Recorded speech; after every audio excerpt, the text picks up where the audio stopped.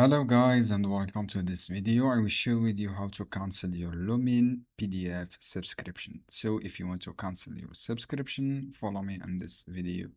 First, you should be read all term and condition. This is for a subscription, and then go to your profile section, scroll down, click on my setting. As you can see here, just click this one, click my setting, and then just wait a few seconds to loading this page.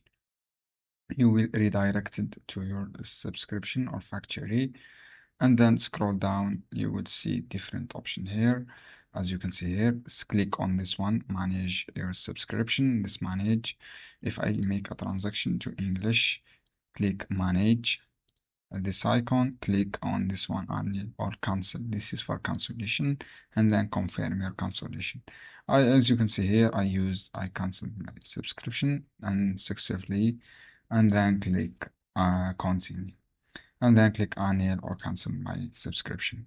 This is my subscription was cancelled successfully. I hope this guided for your friends. Don't forget to give like and give share this video for more.